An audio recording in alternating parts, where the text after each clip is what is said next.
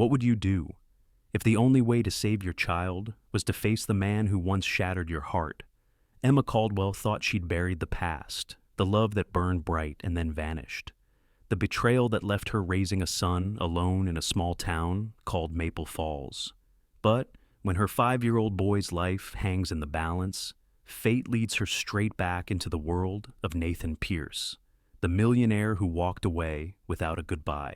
He has everything she doesn't: wealth, power, influence, but he's also the one man she swore she would never beg, until desperation forces her to knock on his door. What happens when a mother's courage meets a man's long-buried guilt? Can broken hearts find their way back through the wreckage of pride and years of silence? And when secrets long kept finally surface, will love be enough to heal what time and truth have torn apart? This is not just a story about second chances, it's about redemption, forgiveness, and the kind of love that refuses to die. If this story touches your heart, don't forget to like, share, and subscribe to Shining Stories, where every tale reminds us that even the deepest pain can lead us home. The kitchen smelled faintly of dish soap and weak coffee. Emma Caldwell stood at the sink, her fingers trembling as she tried to rinse the last plate from dinner. Beside her elbow lay a stack of hospital bills, pages stamped past due in red ink. The words blurred together until they looked like streaks of blood. She pressed her palm against her forehead, willing herself not to cry again. She had cried enough for one lifetime. Behind her, the old refrigerator hummed like a tired heart. Somewhere in the small apartment, a clock ticked in slow, deliberate beats, steady, uncaring. Outside the window, the streets of Maple Falls were quiet, wrapped in a thin coat of snow. The light from the lamppost fell through the glass, turning the kitchen a soft, golden gray. In the bedroom, 6-year-old Ethan slept under his blanket printed with blue rockets. The steady beep-beep of a portable heart monitor punctuated the silence. Every sound of it felt both reassuring and terrifying. Each beat meant life, but it also reminded her how fragile that life was. Emma tiptoed to his doorway, just to look at him the way mothers do, half fearful, half in awe. His lashes were long against his pale skin. His tiny chest rose and fell with such effort it broke her heart. The monitor wire curved across the pillow, like a lifeline she could almost see slipping away. She whispered, "Mommy's right here, sweetheart," even though he couldn't hear. Her voice cracked anyway. Returning to the kitchen, she pulled out the worn folder where she kept every invoice, insurance denial, and payment receipt. The numbers no longer felt real. $3,400 for tests, $700-800 for medication, $1,200-600 already owed to the hospital. But the latest estimate from St. Mary's cardiac unit was the one that hollowed her out, $250,000 for the surgery that could save her son's life. $250,000. She earned $22 an hour at the nursing home, working double shifts whenever they let her. At that rate, she could work until her bones gave out and still never come close. Emma sank into the nearest chair, its leg wobbling beneath her weight. She pressed her fists against her eyes. "How do you fight something you can't afford to save?" she whispered. The words hung in the air like a prayer that no one would answer. For a moment, she let herself imagine another life, a world where she could simply be a mother, not a soldier fighting invoices. She saw herself and Ethan in a small backyard somewhere, planting tomatoes in summer soil. He would run, laugh, breathe without machines. The image was so vivid it almost hurt. A soft vibration startled her. Her phone buzzed across the table. She hesitated before answering, afraid it was another debt collector, but the caller ID read, "Dr. Avery Collins, Ethan's cardiologist." She cleared her throat. "Dr. Collins, Emma." "I'm sorry to call this late," the doctor said gently. "I wanted to update you on Ethan's test results. His oxygen levels dropped again today. We can't wait much longer." Emma closed her eyes. "How long do we have? Weeks?" "Not months," the doctor replied. "We need to schedule surgery as soon as possible." Her voice came out smaller than she intended, And the cost estimate, it's still the same. I'm afraid so. Around 250,000, maybe more depending on his recovery. A pause. Then the doctor added, I know you've been exploring funding options. If there's anything I can do, letters, paperwork, just tell me. Thank you. Emma managed. I'll find a way. When the call ended, she kept the phone pressed against her chest. Find a way? It sounded so simple when other people said it. But where did ways come from when the world had already decided you didn't qualify? She rose and began pacing, her socks whispering against the linoleum. Her mind flicked through options like cards and losing hand loans, charity funds, second jobs. Every road ended in the same wall. She could almost hear the whisper of her own exhaustion.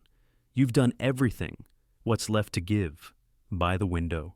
Frost gathered in delicate veins across the glass. She traced them with one finger, watching her breath fog the pain. Maple Falls slept beyond the streetlight glow. Somewhere, other mothers were reading bedtime stories, complaining about homework, dreaming about vacations. Her world had shrunk to heartbeats in hospital corridors.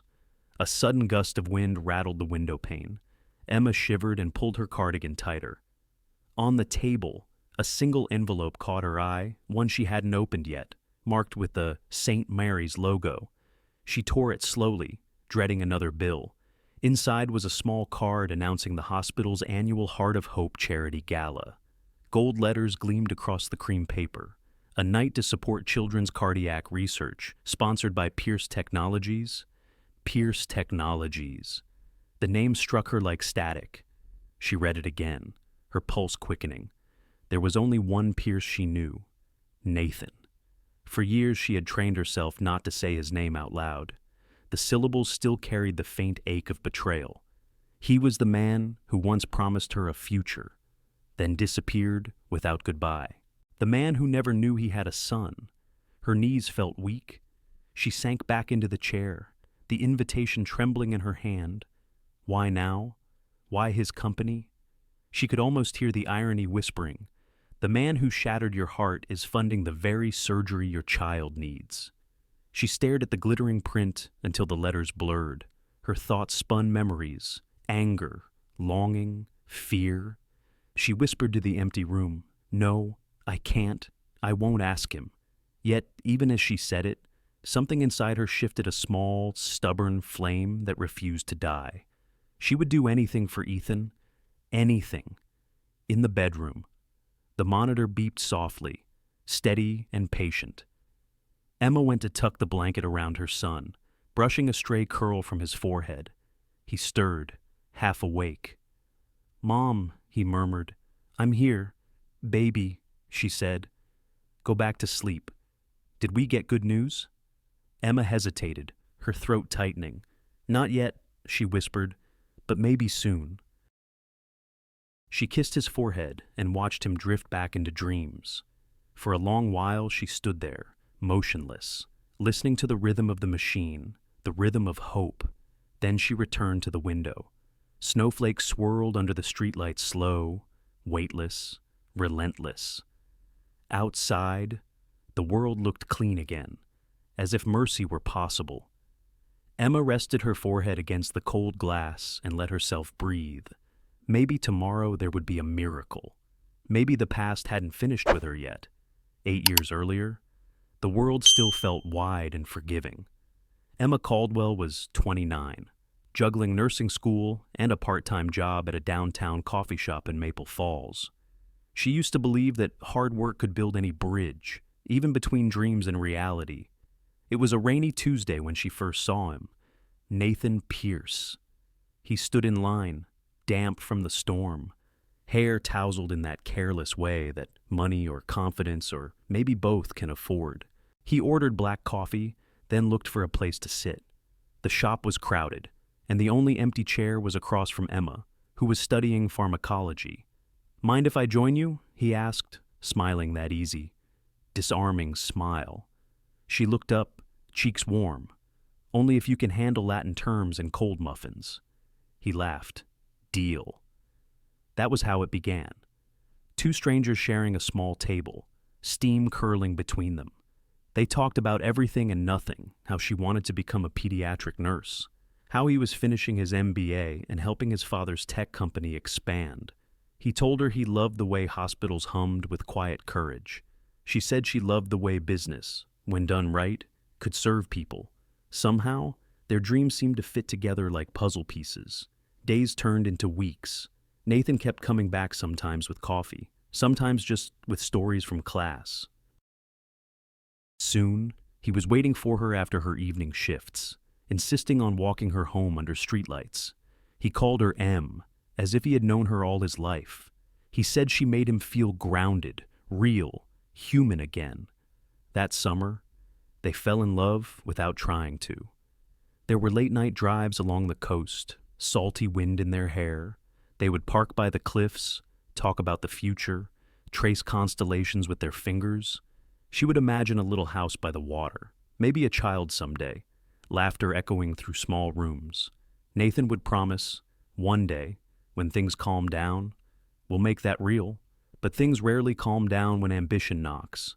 Nathan's father, Richard Pierce, was grooming him to take over Pierce Technologies, a family empire built on code, contracts, and control. Nathan resisted at first. He said he wanted to build something meaningful, something that helped people, not just shareholders. Emma believed him. She believed in him with the kind of faith that only the young and hopeful carry. Then, one night, he showed up at her apartment with a look she had never seen before. He stood in the doorway, rain dripping from his coat, a letter in his hand. "They offered me the position," he said quietly. "Chief operations for the new venture in San Francisco. My father says it's time." Emma's heart fluttered. "That's incredible, Nathan. That's what you've been working for." He didn't smile. He also said something else. He said, "If I don't take it, I'm out. No funding, no inheritance, nothing." She moved closer. "Then say no? We'll figure it out. We always do." But his eyes looked past her, toward a life she couldn't follow. He reached for her hand, squeezing it as if memorizing the feel. "Emma, my mother met with your professor today. She told him it would be better for your career if we kept our distance." Emma's stomach turned cold. What, she doesn't think you're right for me? She said, "She's not our kind of people." Right, Emma's voice trembled. "I could see it in her eyes that night at your house." Nathan looked broken, not cruel. "I told her I don't care, but my father's different. He's threatening to blacklist you from every hospital his company funds. You could lose your placement." The air between them went still. Rain hit the window in soft, relentless taps. "Then fight for us," she whispered. "I want to," he said, voice cracking, "but I can't let them destroy you. You deserve better than the chaos my life will become." Those were the last words he said to her by the old iron bridge outside town. The streetlights shimmered on wet pavement as he walked away, his shadow long and lonely. She stood there until her tears blended with the rain, clutching the small pendant he had given her, a tiny silver heart engraved with their initials. The next week, his number stopped working. His apartment was empty. His emails bounced back unanswered. The paper carried a headline a month later. Pierce Technologies expands to San Francisco. Nathan Pierce named as youngest executive in company history. She had kept the clipping folded inside a book, even though she told herself she didn't care.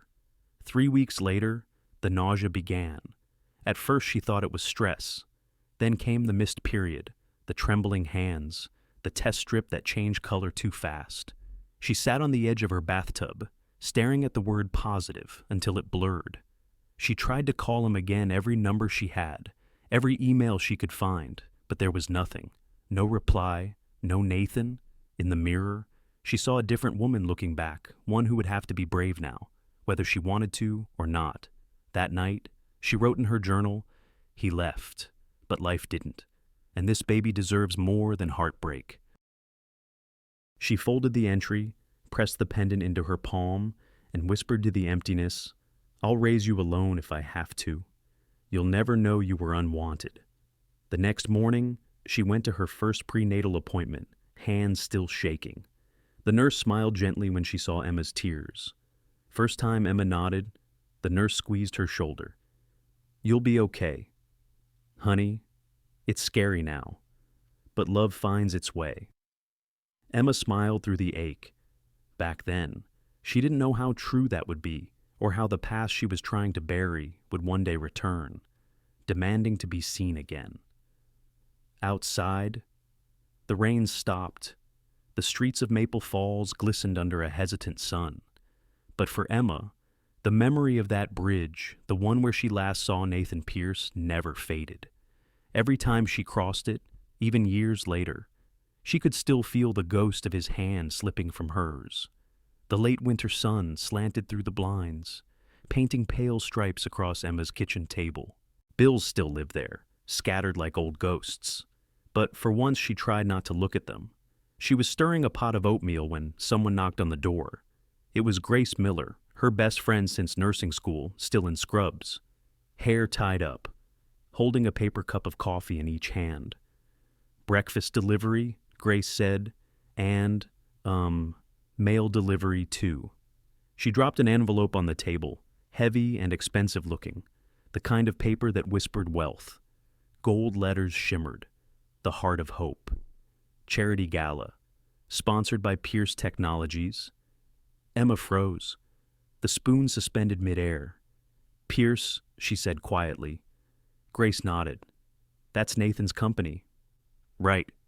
Emma felt her stomach tighten. It used to be his father's.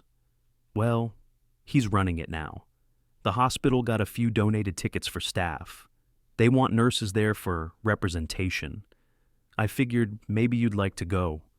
Emma let out a breath that sounded more like a laugh. A black tie gala in San Francisco, Grace. I don't even own black tie anything. And I'm working doubles all week. Grace pulled out a chair. You also have a 6-year-old who needs a $250,000 surgery. The Pierce Foundation funds medical grants every year. People make donations at that gala, big ones. It could help. Emma shook her head quickly. No, I can't just show up and beg in front of a ballroom full of strangers. Not strangers, Grace said softly. One of them used to be someone you loved. The words landed like a bruise.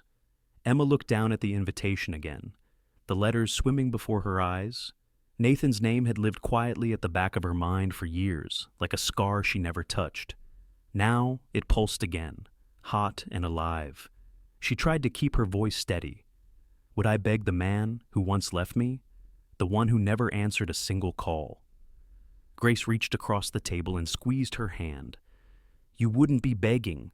You'd be fighting for your son. There's a difference. The room went quiet except for the small, rhythmic ticking of the clock on the wall. In that sound, Emma heard the same truth she had heard every night, the slow countdown of time slipping away from Ethan. Finally, she whispered, when is it? This Saturday night, Grace said.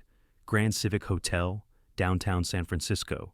8 p.m., 3 days. That was all. That evening, after Ethan had fallen asleep, Emma opened her closet. Inside hung the story of her last decade hospital scrubs. Worn jeans, one church dress. She touched the navy blue one, simple, knee-length. Bought years ago for her sister's wedding. The color reminded her of quiet evenings by the lake, of promises made beneath summer skies. She tried it on. The fabric felt snug at the waist, but still soft. In the mirror, she barely recognized herself. There were lines now at the corners of her eyes, and the faint silver of fatigue threaded through her hair. But there was also something else resolve. Grace dropped by after her shift, carrying a curling iron and a small makeup bag. If we're going to send you into battle, she joked, we'll at least arm you with mascara. Emma smiled faintly. You're ridiculous. I'm right, Grace said, handing her a compact. He might have money and a fancy hotel, but you've got something he doesn't. What's that? A reason that actually matters. They both laughed softly. The sound felt good, almost like breathing again. When Grace left, Emma sat alone on the edge of the bed, staring at the invitation propped on the nightstand. Her heart thudded against her ribs. What would she say if she saw Nathan? Would he even remember her face? Would he notice that her hands still trembled the same way they used to when she was nervous? She closed her eyes, listening to the faint hum of Ethan's heart monitor through the wall. The steady rhythm became her answer. She whispered, "I'll go." Saturday arrived wrapped in gray clouds. Grace drove her to the bus station, the kind of friend who knew when to talk and when to stay quiet. They sat together in the parked car, engine idling, heater humming softly. "You sure you don't want me to come with you?" Grace asked. Emma shook her head. "Someone has to watch Ethan. Besides, I'll just embarrass myself if you're there." "You won't," Grace said firmly. "You're doing this for the right reasons. Remember that." Emma laughed weakly. "You sound like my conscience. That's because I am." They hugged long and hard. When Emma pulled back, Grace tucked a stray curl behind her ear and whispered, "Go change his mind. Or at least, change his heart." Emma smiled, eyes glassy. "I don't even know if he has one anymore." Grace started the car again and handed her a small envelope. Inside was $40 in cash, just in case you need a taxi when you get there. Emma opened her mouth to protest, but Grace stopped her. "Don't. You'd do the same for me." The bus rumbled into the station, its headlights cutting through the mist. Emma slung her old tote bag over her shoulder, clutching the invitation like a lifeline. As she stepped onto the bus, the driver gave her a nod and a weary smile. "San Francisco." She nodded. "Yeah. Long ride," he said. "Long story." She murmured. She found a window seat halfway back and pressed her forehead against the cold glass. The town she knew, her grocery store, the school, the little park with the broken swing slipped away into darkness. Snow flurries began to drift across the headlights, soft and weightless. For a moment, doubt clawed at her chest. What if Nathan laughed in her face? What if he refused to help? Or worse, what if he didn't even remember her?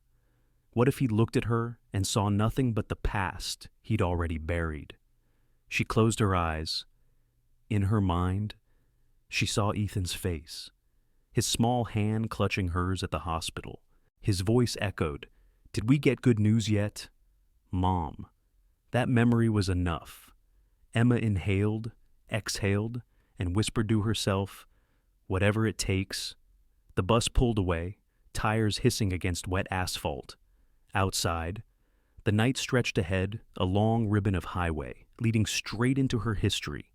As Maple Falls disappeared behind her, Emma tightened her grip on the invitation. Ahead waited the city of glass towers and ghosts. Ahead waited the man who once broke her heart. And maybe, just maybe, the miracle her son needed.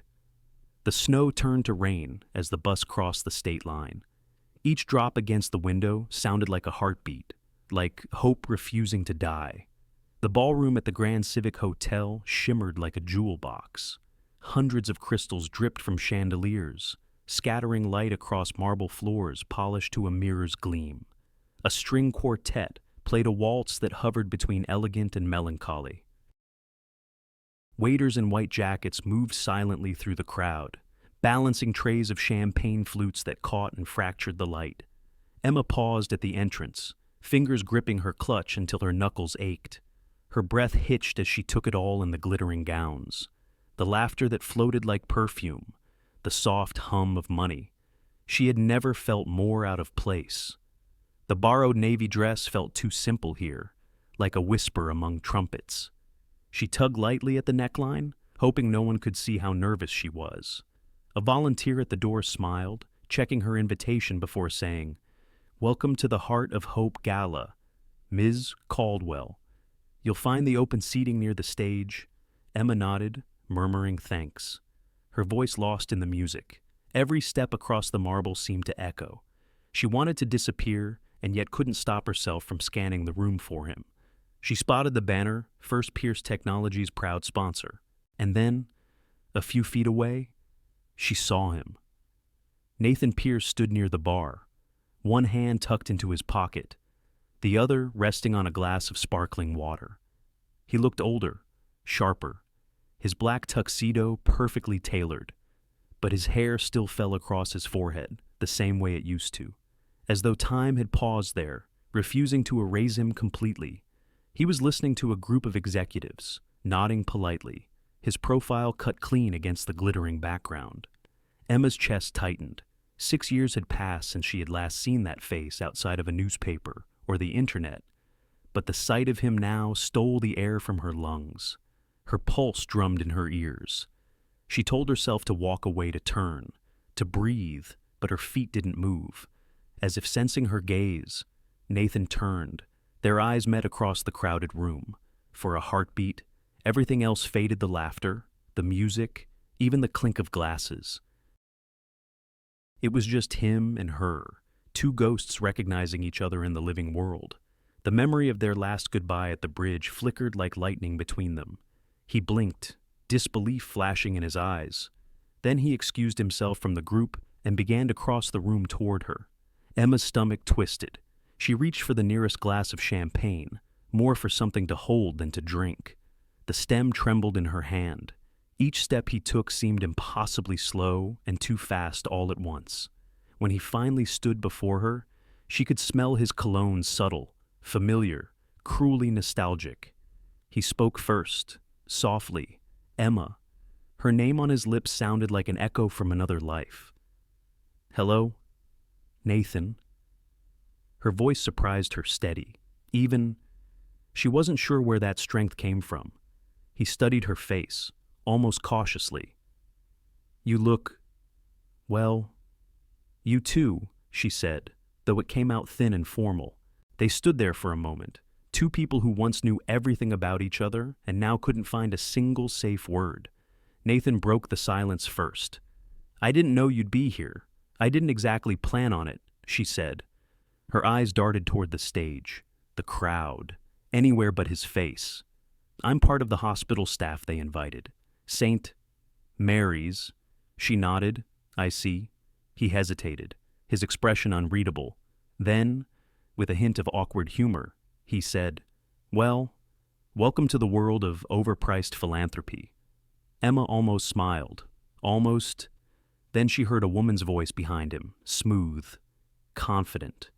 "There you are, Nathan. I've been looking all over for you." A tall woman in a silver gown joined them, her hand resting lightly on Nathan's arm.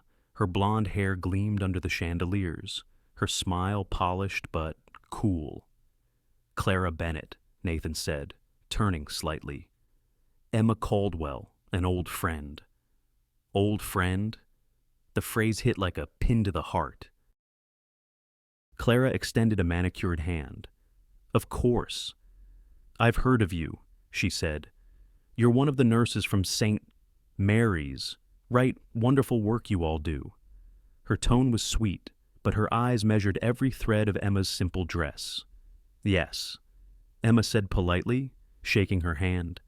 "It's a privilege to be here." Clara smiled tightly. "Well, don't let me interrupt. Nathan, when you're done catching up, the foundation board wants a quick photo." "I'll be right there," he said. Clara's smile didn't waver, but the fingers on his arm lingered a second longer than necessary before she drifted away. When she was gone, Nathan sighed. That was unnecessary. "She seems nice," Emma said, unable to keep the edge from her voice. He looked at her then, directly. "I didn't expect to see you again," he said quietly. Her throat felt tight. "I didn't expect to come." A pause. The music shifted to something slower, softer. People began moving toward the dance floor. Around them, voices rose and fell like waves. Nathan glanced toward the terrace doors. "It's loud in here. Would you like some air?" Emma hesitated, then nodded. "Please." The terrace was quieter, touched by the cool breath of night. City lights stretched endlessly below, a sea of gold and silver, somewhere far away. Sirens wailed faintly, swallowed by distance. Nathan leaned against the railing, the glow of the ballroom painting his face in warm tones. For a long time, neither spoke. Finally, he turned to her. "Why are you here?" "Emma." The question wasn't sharp, just tired, curious, maybe a little hurt. Emma stared down at her hands. She had rehearsed this moment in her mind all the way from Maple Falls, the words, the explanations, but now they scattered like leaves. "I wasn't planning to find you," she said softly. "I just needed to be here. For someone else. Someone else." His brow furrowed. She swallowed hard, her voice trembling. "For my son?" Nathan blinked. "You have a child?" Emma met his eyes then. Every defense gone? "Yes." She hesitated, heart pounding. "And I need your help." "Nathan." The words came out small but unmistakable. They hung between them, fragile and electric, as the city wind swept across the terrace and carried away the sound of the violins inside. The night air on the terrace felt colder now. Emma gripped the railing as if it could steady the tremor in her hands. Nathan's face, half lit by the glow from the ballroom, softened when he saw the tears forming in her eyes. He took a cautious step closer. "What's going on?" "Emma, what kind of help do you need?" She inhaled deeply, fighting to keep her voice from breaking. "My son Ethan is sick," she began, barely above a whisper. "He was born with a congenital heart defect. The doctors say he needs surgery soon, or he won't make it." Nathan froze. The words hung between them, sharp and heavy. For a moment, the only sound was the wind brushing across the glass rail. "I didn't know you had a child," he said finally. His voice carried no accusation, only disbelief. She nodded, her throat too tight for words. He stepped back slightly, his eyes searching hers. "How old is he?" Emma hesitated. 6. Nathan blinked, and she could almost see the math forming behind his eyes. 6 years. The silence stretched, too loud, too long. He looked away first. "I see," he said quietly. "I'm sorry. Emma, truly, I can't imagine what that's like." Her composure cracked. "You don't have to imagine. I live it every day, every hour. I watch my child struggle to breathe, and all I can do is hold his hand and pretend I'm not terrified." Her voice trembled, but she forced herself to go on. "The surgery costs $250,000. Insurance won't cover it. They call it experimental. I've sold everything, borrowed everything, and it's still not enough." "You fund pediatric medical research. I thought maybe there was a grant or a donation fund I could apply for. I just need someone to listen." Nathan ran a hand through his hair, his expression conflicted. He had heard desperate requests before, from employees, investors, charities, but none of them felt like this. Not when the woman standing in front of him was the same one whose laughter used to undo him completely. He exhaled slowly. "I can help," he said at last. Relief flashed in Emma's eyes, but before she could speak, he added, "But there's a condition." Her hope faltered. A condition. He turned to face the city lights. "My public image has been unstable, to put it mildly. The divorce, the press, the board's endless whispering, it's been a mess. The company's investors want to see stability. My PR team thinks it would help if I appeared with someone grounded, someone respectable, for a while." Emma frowned, unsure she was hearing right. "You mean, like, a date?" "Not exactly," he said quickly. "I mean a companion, someone to attend events with me, business dinners, charity galas, 3 months, long enough for people to move on to another headline." She blinked at him, incredulous. "And in exchange, you'll pay for Ethan's surgery?" "Yes." Emma took a step back, her pulse hammering. "This is insane. Nathan, you can't just buy people's lives for your reputation." "I'm not buying you," he said, his tone measured but firm. "I'm offering you a deal, a fair one. Your son gets the best care money can buy, top surgeons, private recovery room, whatever he needs. In return, you stand by my side for a few months, nothing more." Her mind raced. Images of Ethan in a hospital bed collided with memories of Nathan walking away years ago. Every instinct screamed no.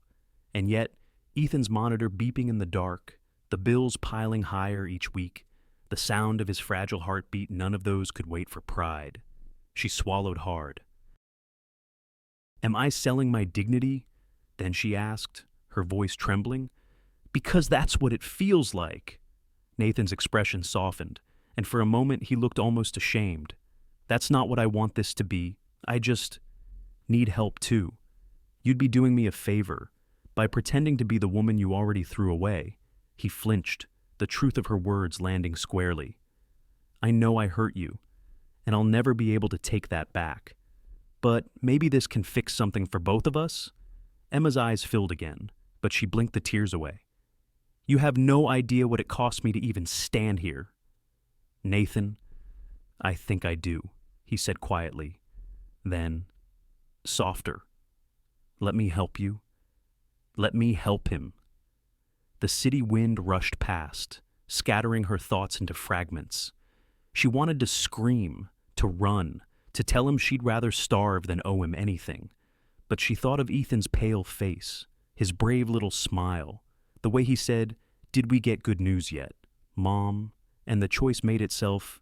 She nodded once. All right, she said. 3 months. I'll do it. Nathan's shoulders relaxed, though his eyes stayed heavy. I'll have my lawyer send over the agreement in the morning. It's just formality terms, privacy clauses, payment schedule. Of course, she said bitterly. You'd make a contract out of a heartbeat if you could. He almost smiled. It's to protect both of us. Emma wrapped her arms around herself, staring at the skyline. She had no idea what she was stepping into, only that she'd already lost too much to stop now. Nathan checked his watch. I'll have a car take you back to your hotel, he said quietly. I came by bus, she replied. I'll manage. They stood there a moment longer, strangers bound by something neither of them wanted to name. Thank you, she said at last. The words tasted strange in her mouth. Don't thank me yet, Nathan replied. Wait until the surgery's done. He pulled a sleek business card from his jacket and handed it to her. I'll call you tomorrow. Emma took it, fingers trembling. The paper felt too smooth, too real. Her stomach twisted with a mix of dread and fragile hope. Without another word, she turned and walked back through the ballroom. The music was still playing, soft and elegant, as if nothing monumental had just happened on the terrace. No one noticed the woman in the simple navy dress slipping away into the cold night. The next morning, the contract arrived by courier, 5 pages, printed on heavy stock, signed already by Nathan Pierce. Emma sat at her small kitchen table, reading each clause with numb eyes. 3 months of appearances, full payment upon commencement of Ethan's surgery, confidentiality guaranteed.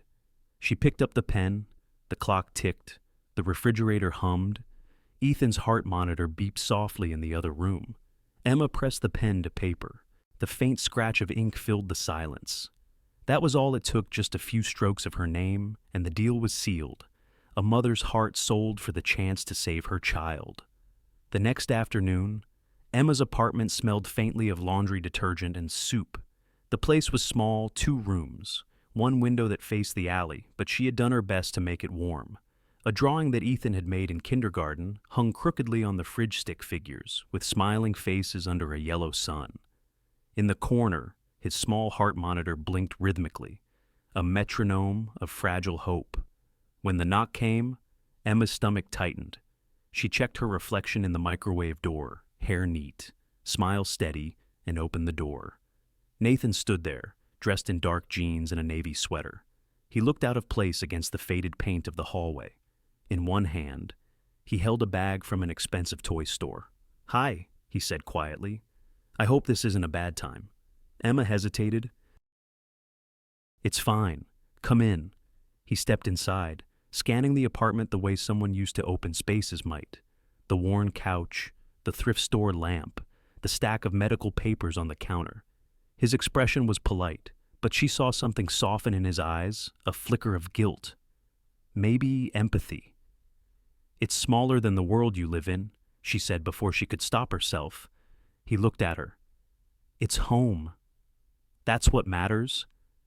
Before Emma could reply, a small voice came from the hallway. Mom. Who's that? Ethan stood in the doorway, wearing his superhero pajamas, a toy stethoscope slung around his neck. his hair stuck up in every direction. "This," Emma said gently, "is Mr. Pierce. He's a friend from Mom's work." Nathan crouched down so they were eye level. "Hey there, you must be Ethan." Ethan nodded seriously. "Are you Mom's friend I'd like to be?" Nathan said, smiling. "I heard you like building things. I do robots, castles, everything. Mom says I could be an engineer." Nathan held up the toy bag. "Then I think I brought the right thing." Inside was a wooden building set, the kind that came with 1,000 tiny pieces and endless possibilities. Ethan's eyes went wide. "Whoa, this is so cool. Can we build it now?" Nathan looked up at Emma, silently asking permission. She hesitated, then nodded. "Sure, but only for a little while. It's almost nap time." They spread the pieces across the living room floor, the bright colors spilling like confetti over the faded carpet. Ethan immediately began sorting them into piles. "You have to organize by shape first," he instructed. "That's how it works best." Nathan chuckled. "You're the boss, kid." From the kitchen doorway, Emma watched. Nathan followed Ethan's lead, holding beams in place, asking questions, letting the boy explain how things should fit. His patience surprised her. He didn't rush, didn't check his phone once. He laughed when the tower wobbled and caught it before it fell. For a moment, the room felt different, fuller, lighter. Ethan's cheeks flushed with excitement. "Mom, look, mister. Pierce and I made the base. Now we just have to build the turrets." "You two make a great team," she said softly. Her voice caught somewhere between pride and pain. She'd imagined scenes like this before, a man and her son on the floor, laughter echoing. But in those daydreams, the man wasn't a stranger pretending to help for business reasons. Still, watching them together stirred something she didn't want to name. After an hour, Ethan began to yawn. The monitor's steady beep slowed slightly, signaling fatigue. Nathan noticed first. "I think our construction crew needs a break," he said. Ethan blinked sleepily. "Can we finish tomorrow, if your mom says yes?" Nathan replied, glancing toward Emma. She smiled faintly. "We'll see." She guided Ethan toward his bedroom, tucking him in under his rocket blanket. He mumbled, "He's nice." "Mom, yes, he is." She whispered, "Now close your eyes." When she returned to the living room, Nathan was standing by the window, watching the faint snowfall outside. "He's special," Nathan said quietly. "Like you." Emma's breath caught. The words shouldn't have meant anything, but somehow they did. "Don't," she said softly. "Don't say things like that." "Like what?" "Like you mean them." Nathan turned to face her. "I do mean it. He's bright, curious, kind. You've done an incredible job." She folded her arms, guarding herself. "It wasn't really a choice. I did what I had to. That doesn't make it less remarkable." Silence filled the space between them. The only sound was the hum of the heater and the faint beep from Ethan's monitor down the hall. Nathan's eyes swept the room again. The drawings, the folded laundry, the empty coffee mug on the counter. "You've built a life," he said, "even when you were alone." Emma let out a shaky breath. "Alone has a way of teaching you things, like how not to expect anything from anyone." He looked at her for a long moment. "I wish you hadn't learned that because of me." She turned away, pretending to straighten the couch cushions. "We don't need to talk about the past." "Maybe not," he said, "but I can't pretend it didn't happen." Emma closed her eyes. The warmth of his voice, the sincerity it made the walls she had built tremble just a little. She needed distance, clarity, something to remind her why he was here. "This is just business," she said quietly, more to herself than to him. Nathan heard anyway. "Maybe," he said, and his tone was unreadable. "But it doesn't have to feel that way every second." She didn't answer. Instead, she walked him to the door. "Thank you for the toy," she said formally. He really liked it. He smiled faintly. "Then I'll bring more next time." Next time, he shrugged. "We have a deal. Remember, public events, appearances. I should know the boy whose life I'm investing in." The words stung more than he realized. Emma nodded slowly. Right. Of course. He hesitated before stepping out into the hallway. Good night, Emma. Good night, Nathan. The door clicked shut behind him. For a long while, she just stood there, leaning against the wood, her heart thudding too fast. In the quiet, the apartment felt smaller again. She looked at the half-built wooden castle on the floor, the turrets unfinished, the base steady. It looked fragile but determined, standing despite its missing pieces. Just like her. She knelt, picking up one of the blocks and turning it in her fingers. The edges were smooth, warm from Ethan's hands. This is just business, she whispered again, but the words sounded weaker this time. Outside. Nathan walked down the dim hallway toward the elevator. He could still hear faint laughter echoing from the apartment, a child's voice, light and bright. For reasons he couldn't explain, it stayed with him long after he reached the street. The first event came only 3 days after Nathan's visit. A black tie fundraiser for veterans' health care, held in a glass-walled museum overlooking the bay. Emma stood beside him at the entrance, the city lights reflecting off her simple silver gown. A borrowed clutch, borrowed confidence. Nathan's hand rested lightly at the small of her back as photographers shouted his name. Mr. Pierce, over here, one with your date. Emma smiled because she had to. Her cheeks ached by the time they stepped onto the carpet. The camera flashes painted brief, dizzy bursts of light. To anyone watching, they were perfection, wealth, and grace, an elegant pair gliding through marble and champagne. But beneath her calm expression, Emma's heart beat too fast. Every glance, every whispered comment felt like an intrusion into a life that wasn't hers. Inside, Nathan introduced her to executives, investors, donors. This is Emma Caldwell, he said with practiced ease. She works in healthcare. We met through the hospital foundation. Each time, he said it the same way, smooth, detached. And yet, whenever he looked at her, there was something unguarded in his eyes. During the dinner, a journalist leaned across the table. So, Emma, he asked, how long have you and Mr. Pierce been seeing each other? Emma froze, fork suspended. Nathan answered before she could. Long enough to know she's the best thing that's happened to me this year. The table erupted in polite laughter. Emma felt her pulse jump. He didn't look away as he said it. When the reporter finally turned to someone else, she whispered, You didn't have to say that. He smiled faintly. Would you rather I said less? She didn't reply. Later that night, her photo appeared on 3 social media feeds and 2 business blogs. Nathan Pierce steps out with Mystery Woman. Pierce Technologies CEO finds new love amid comeback. The comments were endless speculation, admiration, envy. None of it felt real. Over the following weeks, they moved through the city like actors in a play neither had rehearsed. A tech conference in Palo Alto, where Emma listened quietly while Nathan spoke about innovation and ethics. A hospital benefit, where he held her hand as if it were second nature. A gala for children's research, where she caught herself laughing at something he said and then quickly stopped, afraid of what that laughter meant. Each event blurred into the next velvet carpets, wine glasses, polite applause. But beneath the polished surface, something was shifting. Nathan had noticed it too.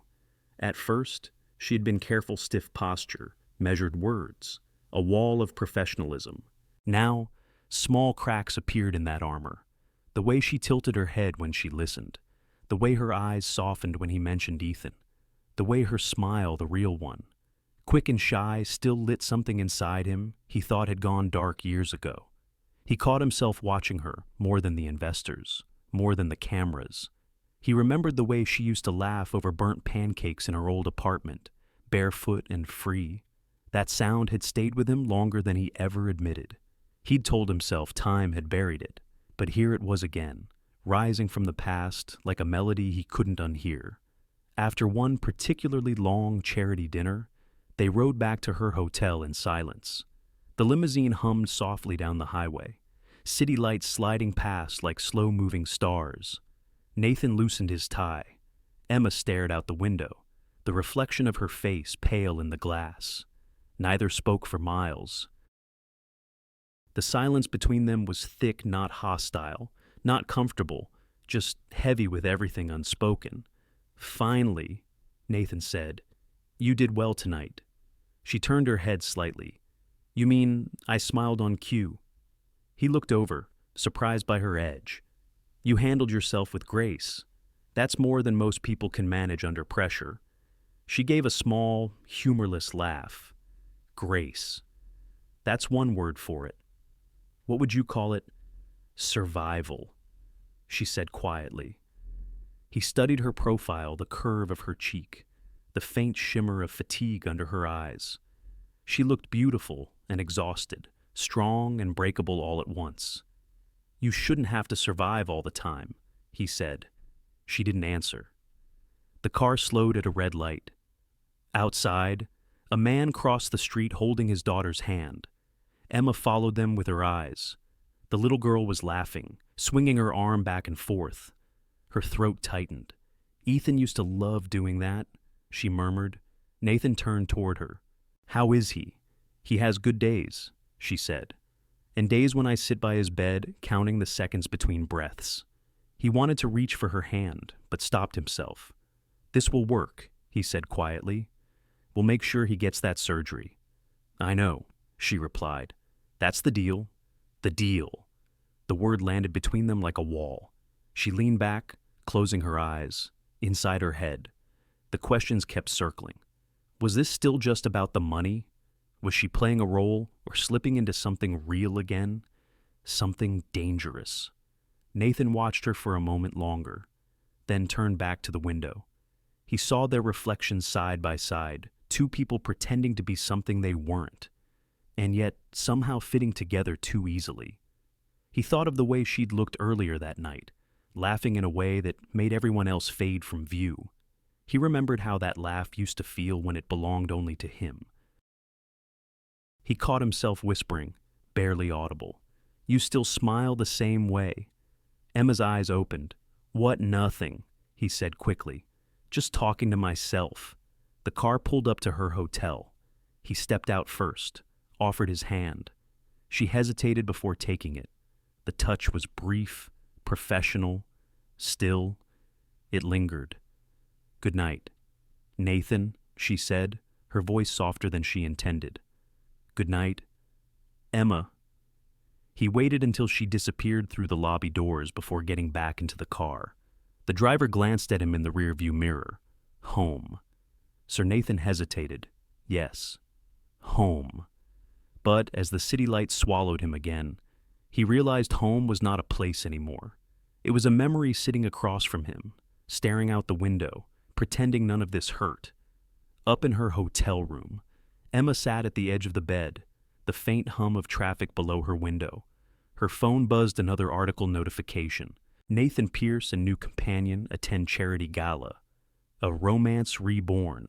She turned off the screen, heart pounding. "This is just business," she whispered to the empty room. But even she didn't believe it anymore. The weekend retreat at Lake Tahoe was supposed to be another public appearance, one more event for Nathan's image, one more photo opportunity. But as the convoy of luxury cars wound through the pines and the glittering blue of the lake appeared below, Emma felt something shift. The noise of San Francisco was miles away now, replaced by the hush of water and wind. Their cabin was tucked near the edge of the woods, part of a private resort owned by one of Pierce Technologies' partners. The weekend schedule included team-building bonfires, morning hikes, and charity panels. But that first night, after dinner, Nathan suggested they walk down to the shore. The air was thin, crisp. The moon hung low over the lake, silver light glancing off the still surface. Emma pulled her cardigan tighter as they walked along the narrow trail. For once, there were no cameras, no photographers lurking behind velvet ropes, just the sound of their footsteps crunching on pine needles. "It's been years since I've been out here," Nathan said quietly. "My family used to come every summer. My father would spend most of the time on business calls, and my mother would plan dinner parties. I'd sneak away and sit by the water just to hear myself think. Emma smiled faintly. Some things don't change. You still look like someone who only breathes when it's quiet. He glanced at her, a hint of surprise in his eyes. You always did read me too easily. They reached a small clearing where a few other guests had gathered around a fire pit. Flames crackled, sending sparks spiraling into the night. Nathan nodded to them politely, then guided Emma to a log near the edge of the circle. Someone passed around mugs of hot cider. The scent of cinnamon mixed with wood smoke, sweet and sharp. They sat in comfortable silence for a while, watching the fire. Emma finally spoke. Do you ever think about those years? The ones that got lost somehow? He didn't answer immediately. His gaze stayed on the flames. All the time, he said at last. I spent so much of my life chasing the next deal, the next success. And when I finally looked up, everything that mattered was gone. He turned to her then, his voice softer. I got divorced 3 years ago. I thought it would make things simpler. It didn't. Emma hesitated. I saw something about it in the news. I didn't want to believe it. He gave a quiet laugh. Believe it. Claire and I were good at pretending. For the cameras, for the board, for everyone but ourselves. When it ended, I realized I didn't even know who I was without the act. Emma looked down at her hands, fingers laced together. I understand that more than you think. He tilted his head slightly. How so? I've been performing too, she said, every day, acting strong for Ethan, pretending I'm not terrified every time his heart monitor slows, smiling for patients who still believe nurses have all the answers. Her voice broke, just slightly. Sometimes I feel like if I stop pretending, even for a second, the world will fall apart. Nathan's eyes softened. You've been carrying all of it alone. Someone had to. He reached for a small branch and poked at the fire, sending a shower of sparks upward. I used to think strength meant control, he said quietly. Now I think it's just the ability to keep standing, even when everything hurts. Emma smiled faintly. You sound like someone who's learned that the hard way. I have. The group around the fire began to thin as the night grew colder. Soon, only a few embers glowed, painting the world in copper light. Emma shivered, without a word. Nathan draped his jacket over her shoulders. You'll freeze, she said softly. I'll survive, he replied. His smile was small, but real. They sat there, side by side, watching the lake mirror the moon. For a long while, neither spoke. The silence between them wasn't awkward, now it was full, alive, heavy with all the things words couldn't touch. Their hands rested on the log between them, close enough that the warmth from his skin brushed hers. When his fingers shifted slightly, hers did too. It was nothing, barely a touch, but it sent a quiet tremor through her chest. Nathan looked at her, really looked at her. The firelight caught the faint shimmer of tears in her eyes. Emma, he said softly. She shook her head. Don't. I'm not asking for anything, he said quickly. It's just, I forgot what this feels like. Sitting with someone and not needing to fill the space with noise. She swallowed hard. Sometimes silence says everything. He nodded, his gaze steady on her face. Then, let's not ruin it. They stayed that way, watching the fire die down, the last sparks fading into ash. When the final ember flickered out, only the sound of the lake remained soft, eternal, patient. Emma turned away first. I should go. It's late. Nathan stood, offering his hand to help her up. His touch was gentle, steady, familiar. As she rose, her heart betrayed her. For the first time in years. It didn't hurt because of fear, it hurt because it remembered love. She brushed a tear from her cheek quickly, hoping he didn't see, but he did. He didn't say anything, though.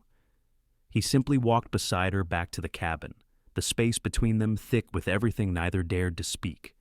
At the door, he paused. Thank you, he said. For what? For not pretending tonight. She looked at him for a long moment, searching for anger, for resentment, but all she saw was the same boy she once loved, standing under 1,000 stars, still trying to do the right thing and still not knowing how. "Good night, Nathan," she whispered. "Good night, Emma." She closed the door softly behind her and leaned against it, breathing hard. Her hands were shaking. She pressed her palms to her face, trying to steady herself, but the tears came anyway, quiet, relentless. Outside, the lake shimmered under the moon, endless and calm. Inside, Emma sank to her knees, heart aching with a truth she didn't want to face. She still loved him. The Monday after Lake Tahoe, the city felt colder somehow. The soft edges of that quiet night by the fire had already begun to blur under fluorescent lights and schedules. Emma told herself it was for the best. Distance was safer. She had no idea that distance was about to become impossible. That afternoon, Nathan called. "My mother wants to meet you," he said. Emma's heart skipped. Margaret Pierce. "Yes," he hesitated. "She's persistent. Persistent." That was one word for the woman who'd once told Emma, "Some people belong in certain circles. My dear, don't mistake kindness for an invitation." Emma exhaled slowly. When tomorrow, she asked if we'd join her for lunch at her townhouse. "Asked," Emma repeated, "or ordered?" Nathan gave a rueful smile she could almost hear through the phone. "A bit of both. You don't have to say yes." But she did. Because backing down now would mean weakness. And she'd promised herself long ago no one would ever make her feel small again. Margaret Pierce's townhouse in Pacific Heights was the kind of place where silence had money in it. Every inch gleamed marble floors, oil paintings, the faint scent of lilies arranged by someone paid to notice what others didn't. A housekeeper led them into the dining room. Margaret sat at the head of the table, a vision of practiced poise hair, silver and immaculate, pearls glowing against a navy suit. Her eyes, cold and clear, flicked from Nathan to Emma. "Emma," she said, her tone smooth as glass. "It's been a long time." Emma smiled politely. "It has, Mrs. Pierce." "Margaret," the older woman corrected, though her voice held no warmth. "Please, sit." Nathan took the chair beside Emma, but his mother's gaze pinned her like a specimen. "I read about your appearance at the Heart of Hope Gala," Margaret began. "You made quite an impression." Emma folded her hands in her lap. "That wasn't my intention." "Of course not," Margaret said, "though I suppose intention matters less than perception. And perception, dear, is everything." Nathan's jaw tightened. "Mother." But she raised a hand. "I'm only curious. Nathan, you know how people talk? Suddenly, you're seen everywhere with a woman the press calls your new love. Naturally, I wanted to meet her." Emma's smile didn't falter. "And what do you think now that you have?" Margaret's lips curved faintly. "You're poised." "Composed, far more than I expected." "Expected you come from a different world," Margaret said, swirling the tea in her cup. "That isn't an insult, simply an observation. Nurses are admirable, hard-working people, but the circles my son moves in can be unforgiving. I'd hate to see you crushed by them again." "Again?" Emma asked softly. "I wasn't crushed the first time, Mrs. Pierce." Nathan shot her a glance half pride, half worry. Margaret's eyes narrowed. "Intrigued. Confidence suits you. But let's not pretend history didn't happen. You and Nathan had your moment, and it ended for good reason. My late husband was protecting his son, and perhaps, by extension, you." Protecting Emma's tone was still calm, almost gentle. "Is that what we call control now?" A flicker of irritation crossed Margaret's face. "Be careful, dear. The world isn't kind to women who confuse defiance for strength." Emma held her gaze, steady. "And yet, somehow, we keep surviving." The air in the room cooled another degree. Margaret set down her cup with precision. "Well," she said, smiling again, You certainly haven't lost your spirit. Nathan reached for Emma's hand under the table, a silent reassurance. His mother's eyes caught the movement.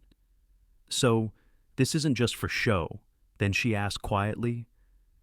What do you mean, Nathan replied. Margaret's smile didn't reach her eyes. Oh, please. I wasn't born yesterday. You suddenly parading a relationship after years of avoiding scandal. It's almost poetic, the perfect redemption story for the press. Nathan's expression hardened. This isn't a PR stunt. Margaret leaned back in her chair, studying Emma like she might study a painting appreciating the craftsmanship while doubting the authenticity. If you say so, she said lightly. But I'll tell you one thing. Ms. Caldwell, if you hurt my son, intentionally or not, I won't be as forgiving as I was last time. Emma rose slowly, napkin folded neatly beside her plate. I have no intention of hurting anyone. Mrs. Pierce, I came here out of respect. Her voice remained soft, but her words cut clean. Maybe one day, you'll realize not everyone in your life has a motive. Some of us just have love. For the first time, Margaret's composure faltered just slightly, just enough. Then she smiled again. A thin, sharp thing. Love, she murmured, such a convenient disguise. Nathan stood, placing a protective hand on Emma's back. I think we're done here. Of course, Margaret said sweetly. It was lovely seeing you both. Do take care. They left in silence, the door closing behind them like the end of a sentence. Later that evening, Margaret sat alone in her study, the afternoon light fading to gray. She poured herself a small glass of wine and stared at the photo of Nathan on her desk, smiling, confident. A boy who had always wanted to believe in goodness. She sighed. You never did learn to see danger in kindness. On the desk lay a folder she'd requested earlier that day from one of her contacts at St. Mary's Hospital. Margaret wasn't a woman who trusted easily, and when it came to her son's future, she trusted no one. She opened the folder and scanned the printout's employee records, financial reports, public files. Then, a single page caught her eye, medical documentation stamped confidential. Patient Ethan Caldwell, age 6, physician, doctor. Avery Collins. Margaret's hand froze halfway down the page. Her pulse quickened as she reread the name. Ethan Caldwell. Her glass clinked softly against the desk as she set it down. She leaned back in her chair, thoughts spinning. Caldwell, she whispered, 6 years old. The pieces began to arrange themselves in her mind, slowly, dangerously. She reached for her phone and dialed a number. It's Margaret Pierce, she said calmly. I need a discreet inquiry about a child under care at St. Mary's Hospital. His name is Ethan Caldwell. There was a pause on the other end of the line. Yes, she continued. I'd like to know everything medical records, parentage, birth certificate if possible. When she hung up, she stared out the window at the glittering city below. Her reflection in the glass looked pale, distant. Let's see what you're hiding. Emma Caldwell, she murmured, for Nathan's sake and for mine. For the first time in months, Nathan Pierce couldn't focus at work. Numbers on his laptop screen blurred into nothing. The hum of the office, usually soothing, scraped against his nerves. Every time he tried to think about a contract, his mind drifted somewhere else toward a little boy's laughter, echoing through a modest apartment, toward the name that now lived in the corners of his thoughts. Ethan. He tried not to think about it, but he couldn't stop. The boy's smile, his curiosity, his easy charm, it all felt familiar. Too familiar. The same way Emma once tilted her head when she was thinking. The same spark of stubborn light behind his eyes. Nathan sat back in his chair and rubbed his temples. He'd been telling himself for weeks that it was coincidence, that Emma's son was just a child she'd had with someone else. But now, with every encounter, that belief was eroding. He'd caught himself doing math one night, alone in his kitchen, counting backward. 6 years. The same stretch of time since the day he'd walked away from Emma on that bridge. The realization had hit him like a blow, and then the questions began. If he's mine, she lied. If he's not, why does it hurt so much to think she built a life without me? He didn't know which thought cut deeper. Across town, Emma was fighting her own kind of panic. Margaret Pierce had called twice in the past week, polite messages, thinly disguised as friendly check-ins. The second one included a casual question that made Emma's blood run cold. How's Ethan feeling these days? Such a strong name for such a little boy. Emma had hung up without answering. She stood for a long time in her tiny kitchen, the phone trembling in her hand. Her instinct screamed what her heart already knew Margaret was digging. That afternoon, she caught sight of a sleek black sedan parked across from the apartment building, 2 men inside, pretending to read newspapers. It might have been coincidence, but Emma had stopped believing in coincidences the day her son was diagnosed. She closed the blinds and called Grace. "Hey, you sound weird," Grace said immediately. "What's wrong?" Emma's voice trembled. "It's Margaret Pierce. She's asking about Ethan." Grace let out a low whistle. "Of course she is. That woman probably does background checks on her mailman." "This feels different," Emma said. "She knows something. She's getting closer." "Does Nathan know?" Emma hesitated. "No, and I can't tell him. Not until I know what she's found." There was silence on the other end. Then Grace said softly, "You can't hide forever." Secrets have expiration dates." Emma pressed her palm to her forehead. "Everything is about to fall apart. Grace, I can feel it. Then hold it together for your boy." Grace said gently, "Whatever happens, you've survived worse." Emma tried to smile, but her throat burned. After they hung up, she stood by Ethan's door, watching him sleep. His small hand clutched the wooden toy tower he and Nathan had built. His chest rose and fell, steady and fragile. She whispered, "I won't let anyone take you from me." But deep down, she wasn't sure if she could keep that promise. The next evening, Nathan sat in his penthouse, a tumbler of whiskey untouched beside him. The skyline glittered outside the window, but all he saw was confusion. He thought of Emma's hesitation every time Ethan's name came up, the flicker of fear in her eyes when he'd asked about the boy's father, the way Ethan had laughed at his jokes, then turned to Emma as if for approval, like he'd always known her word was the one that mattered. Nathan's mother had mentioned the child once, too. "Adorable boy," she'd said with a curious smile. Too curious. He hadn't pressed her then, but something in her tone lingered like a thorn. Nathan picked up his phone, thumb hovering over Emma's name. He wanted to ask outright, to drag the truth into daylight. But fear stopped him, not fear of the answer, but of what it would do to them if he was right. Because if Ethan was his son, it meant Emma had lied for 6 years. And if he wasn't, it meant he'd spent those 6 years missing something that had never been his. Either way, the loss was unbearable. 2 days later, he found the courage to see her. He drove to Maple Falls without calling first. The moment she opened the door, he saw the exhaustion in her face. "Is everything okay?" he asked. She hesitated, as though searching for the right version of the truth. "I don't know anymore." He stepped inside. The apartment felt smaller than he remembered, crowded with fear and love and the faint smell of vanilla from the candle on the counter. Ethan was drawing at the table, a half-built castle beside him. When he looked up and smiled, Nathan's breath caught. "Hey, buddy," he said softly. Ethan grinned. "Hi, Mr. Pierce. Mom says I can show you my drawing when I'm done." "I'd love that." Nathan glanced at Emma, but she was staring out the window. The blinds were half closed. Her fingers fidgeted with the hem of her sweater. He waited until Ethan went to his room. "Emma," he said quietly, "is something wrong?" She turned to face him, and for the first time, he saw genuine fear in her eyes. "Your mother's been asking about us, about Ethan." Nathan stiffened. "What she's been calling me, watching. I think she knows. Nathan, or she's close to knowing." He felt a rush of cold. What exactly would she find if she kept looking? Emma froze. Nathan. He held up a hand. Don't. I'm not accusing you.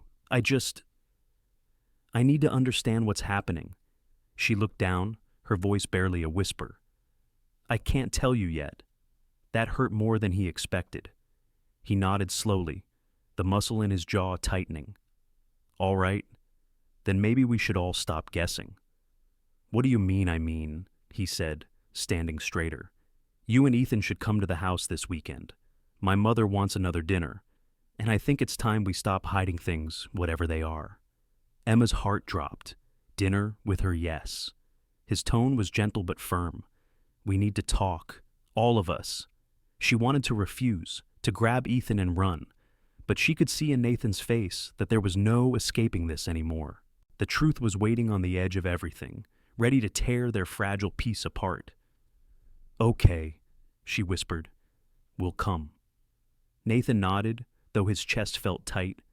Thank you. He left soon after, the sound of the door clicking shut like a verdict. Emma stood still in the quiet apartment, listening to the faint hum of Ethan's monitor through the wall. Outside, rain began to fall against the window pane. Each drop sounded like a countdown. In 48 hours, everything they'd built, the lies, the hopes, the fragile truce would be tested, and when the truth finally came, none of them would walk away untouched. The Pierce estate sat high above the city, its windows catching the gray light of an approaching storm. Emma gripped the steering wheel so tightly her knuckles whitened. Ethan slept in the back seat, his head lolling softly against the car seat. Every mile toward that mansion felt like a mile toward reckoning. Nathan had been quiet since calling her that morning, his tone clipped but not cruel. Dinner at 7, he'd said. No mention of his mother, no mention of why. But Emma knew. She'd known since the first phone call. The way Margaret's voice lingered like a warning. By the time they reached the estate, rain had begun to fall thin, deliberate drops tapping against the windshield like a clock counting down. Nathan met them at the door, his face unreadable. Thank you for coming, he said softly. Emma forced a small nod. Where's your mother? In the sitting room. The words felt colder than the rain. He took her coat, helped Ethan with his backpack, and led them down the long hallway lined with family portraits. Pierce men in suits, women in pearls, all painted with the same air of unshakable confidence. It was a world Emma had once glimpsed from a distance, a world that had once told her she didn't belong. Margaret was waiting by the fireplace, composed as always. A tea set gleamed on the table beside her, untouched. Emma, Ethan, Nathan, she greeted, each name precise. Please, sit. Emma sat on the edge of the couch, her body rigid. Nathan remained standing. Ethan, sensing the tension, sat quietly beside his mother, clutching his stuffed bear. Margaret's smile was thin. I appreciate you both indulging me tonight. I thought it was time we spoke with complete honesty. Mother Nathan began, but she raised a hand. Please, let me finish. I've always believed that truth, however painful, is better than a lifetime of illusion. She reached for a slim folder on the table and placed it between them. Emma's heart stopped. Margaret's voice stayed calm. A week ago, I requested a private genetic screening. A friend in research owed me a favor. I sent them a strand of hair I found on Nathan's jacket and one from young Ethan's coat after your visit. Emma felt the blood drain from her face. Nathan's head snapped toward his mother. You what? Margaret ignored him. The results came back yesterday. Her gaze flicked to Emma. There is a 99.8% probability that Ethan Caldwell is biologically your son.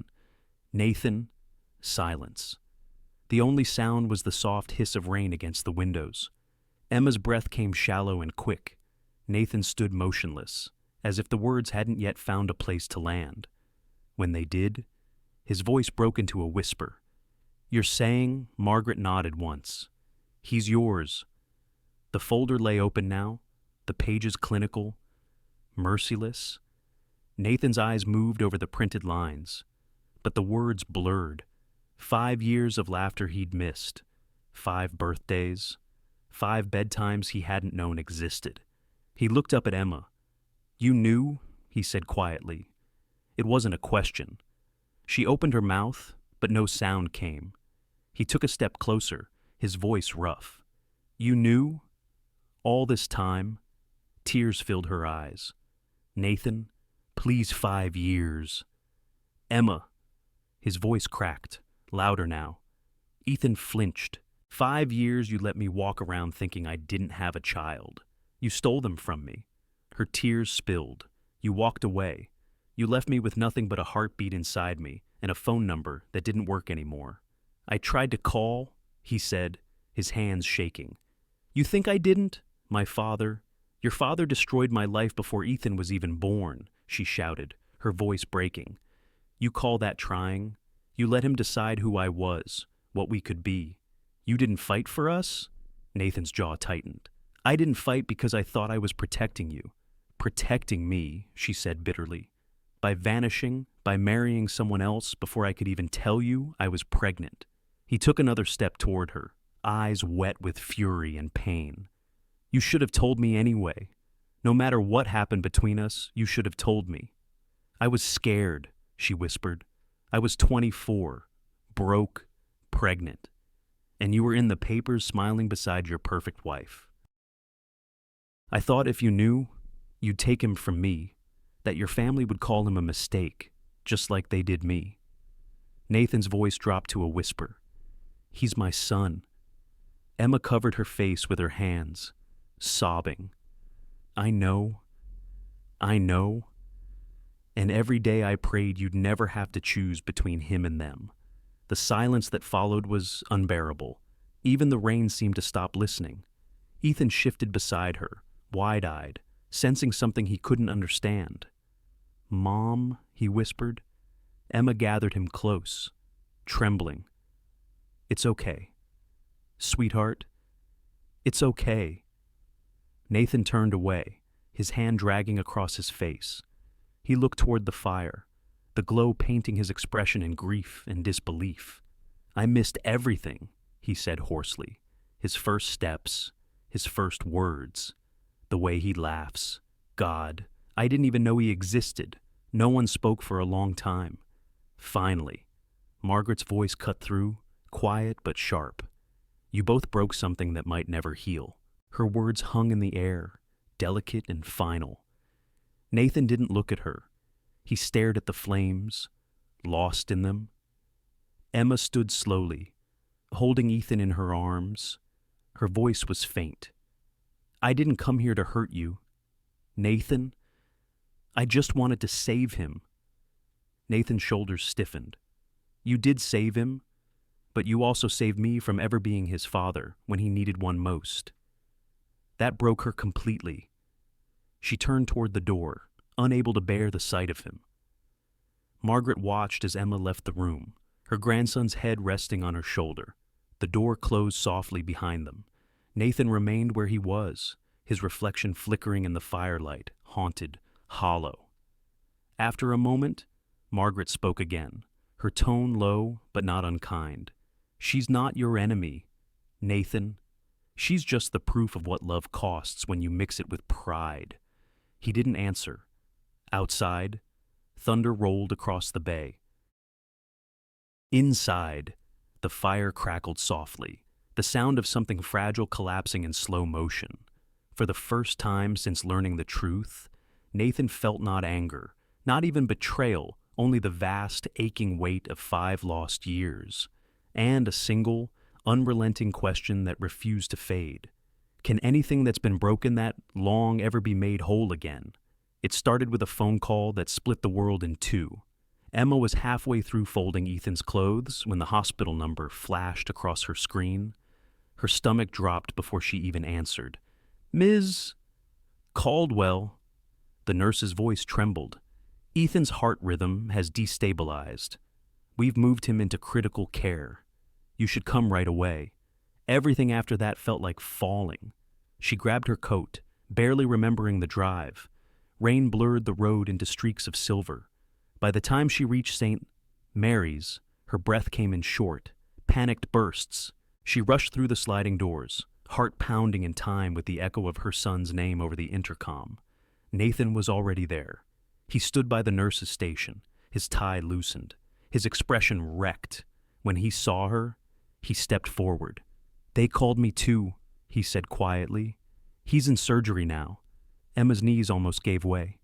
He caught her before she fell, steadying her. "I can't," she gasped. "Not now. Not after everything." "Hey," he whispered, his voice rough. "You're not alone this time." They sat in the waiting room as the night began to stretch endlessly. Fluorescent lights hummed overhead, the clock hands moving so slowly it felt cruel. Outside, thunder rolled over the city again, just like the night their truth had shattered. Hours passed. Nurses came and went. Coffee cooled untouched. At one point, a doctor appeared with updates. Ethan's heart was unstable, but they were doing everything possible. Emma clung to each word like a lifeline. Nathan didn't leave her side. He didn't talk much. He didn't know what to say. Every apology, every question seemed meaningless now.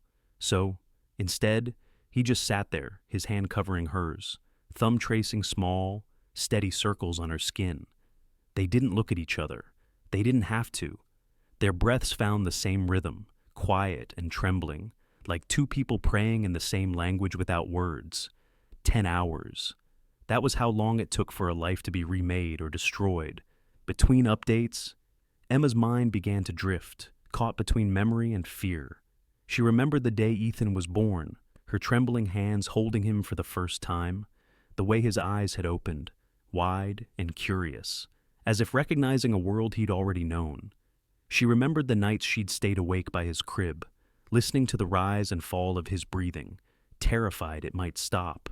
She remembered Nathan, 2 years earlier, on that bridge, his voice breaking as he said goodbye. "You deserve better than the chaos my life will become." Chaos had found her anyway. Now, sitting in this sterile room, it felt like everything had come full circle. Except this time, Nathan hadn't walked away. He sat beside her, his elbows on his knees, staring at the floor as if he could will the earth to give him answers. His mind was a storm of regret, 5 years of absence, 5 years of choices he couldn't undo. He'd built empires, signed billion-dollar deals, commanded boardrooms filled with power. But right now, he'd traded all for one simple thing, the chance to hold his son's hand.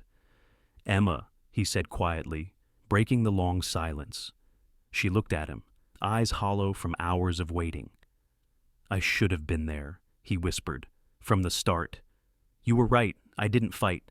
I let fear make my choices. And now, he's paying for it."